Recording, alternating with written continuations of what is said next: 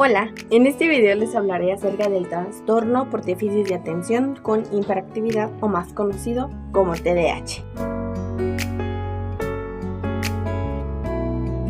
Empecemos definiendo qué es un trastorno. Un trastorno es una perturbación o desorden que altera el funcionamiento normal de una persona o de una situación. Según la Organización Mundial de la Salud, menciona que los trastornos mentales se caracterizan por una alteración clínicamente significativa de la cognición, la regulación de las emociones o el comportamiento de un individuo, y por lo general va asociado a la angustia o discapacidad funcional en otras áreas importantes.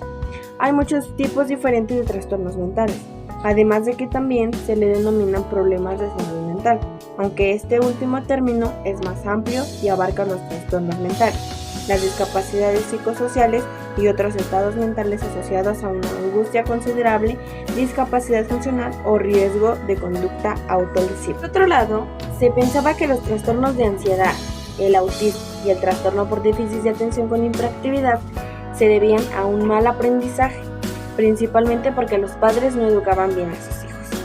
Y aunque la idea de que las psicosis graves, como la esquizofrenia, tenían una base biológica, siempre ha contado con al menos cierto fundamento. Otros trastornos mentales han sido considerados por la inmensa mayoría como psicógenos, es decir, producidos por factores psicológicos.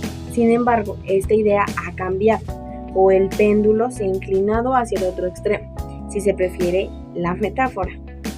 Indiscutiblemente, el entorno familiar de una persona, la clase social, el nivel económico y factores similares influyen en la probabilidad de que se llegue a padecer un trastorno mental y puede favorecer o impedir la recuperación.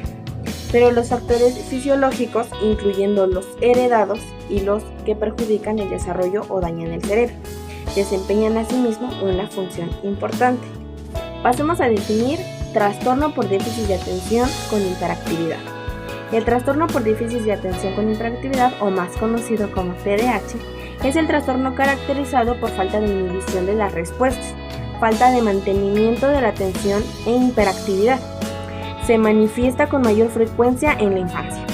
Por lo general suele descubrirse en el aula, donde se espera que los niños estén sentados tranquilamente y presten atención al profesor o que trabajen sin interrupción en un tema. La incapacidad de algunos niños para cumplir sus expectativas entonces se hace evidente. Les cuesta aplazar sus respuestas, actúan irreflexivamente, a menudo tienen comportamientos temerarios e impetuosos y se dejan invadir por otras actividades que interfieren en las tareas que se están llevando a cabo.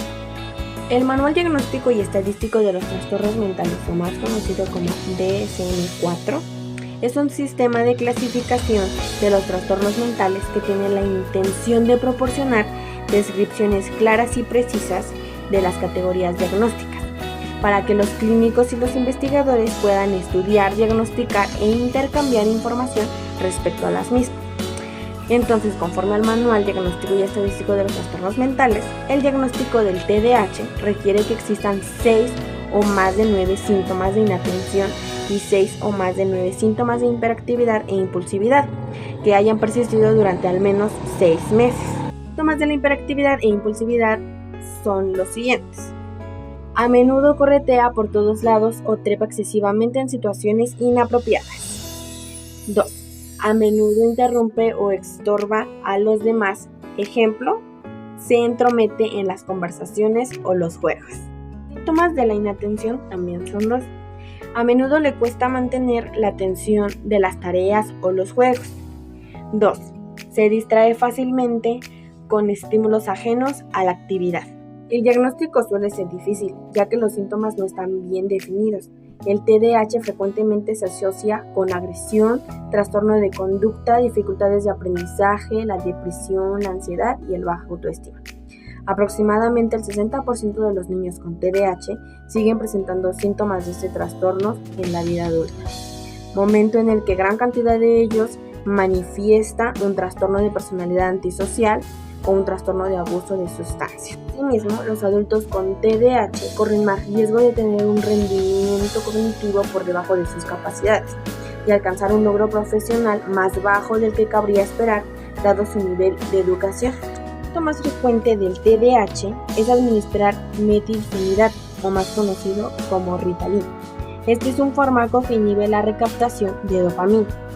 Por otro lado, la anfetamina es otro agonista dopaminérgico, que también reduce los síntomas de TDAH, pero este fármaco se utiliza mucho menos. Hay sólidas pruebas aportadas tanto por estudios con familias como por estudios con gemelos de que existen factores hereditarios en la probabilidad de que se llegue a padecer TDAH, ya que se ha estimado que la probabilidad de heredar el TDAH es alta, oscilando entre el 75% y el 91%.